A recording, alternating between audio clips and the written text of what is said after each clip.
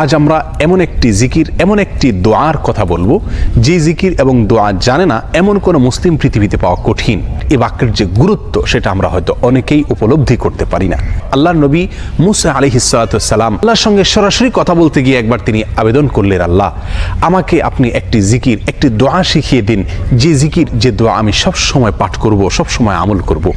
আল্লাহ সুবহানাহু ওয়া তাআলা তখন মুসা আলাইহিস সালাতু ওয়াস সালামকে বললেন, কুল লা ইলাহা ইল্লাল্লাহ, হে মুসা আপনি লা ইলাহা ইল্লাল্লাহ এই দোয়াটি সবসময় পাঠ করবেন, এই জিকিরটি সবসময় পাঠ করবেন, এটা আপনাকে আমি দিলাম। মুসা আলাইহিস সালাতু ওয়াস সালাম কিছুটা আশ্চর্যান্বিত হয়ে আল্লাহ সুবহানাহু ওয়া তাআলাকে বললেন, আল্লাহ লা ইলাহা ইল্লাল্লাহ এটা তো এমন একটি বাক্য, এমন একটি জিকির, এমন একটি দোয়া যেটা সকলেই বলে, সব মানুষই বলে। আমি তো আপনার কাছে স্পেশাল কোনো দোয়া চেয়েছিলাম, বিশেষ কোনো দোয়া চেয়েছিলাম।